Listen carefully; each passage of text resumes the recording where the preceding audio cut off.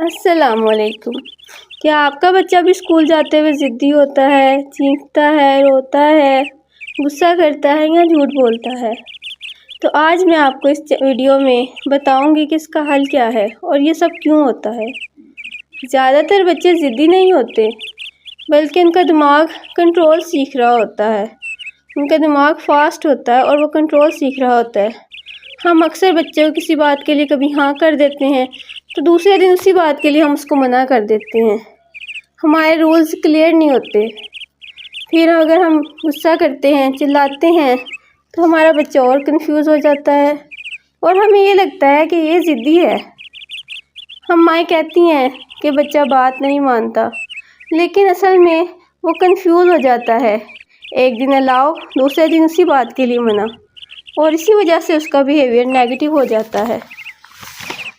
آج میں آپ کو کچھ رولز بتاؤں گی جس سے بچے کی ضد کم ہوتی ہے اور آہستہ آہستہ ختم ہو جاتی ہے۔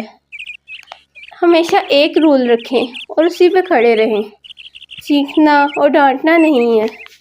اگر آپ اس کو آج موبائل کے لیے منع کر رہے ہیں نا، تو کل بھی منع ہی رکھیں۔ اگر وہ کوئی اچھی بات کرتا ہے نا تو فوراً سے اس کی تعریف کریں اور اس کو بولیں کہ مجھے آپ پہ بیٹا فخر ہے۔ صبح ہمیشہ اچھی رکھیں۔ صبح کے ٹائم اس کو نصیحتیں نہیں کریں۔ اس کو اچھا بریک فاسٹ دیں، اس کی نیند پوری کریں۔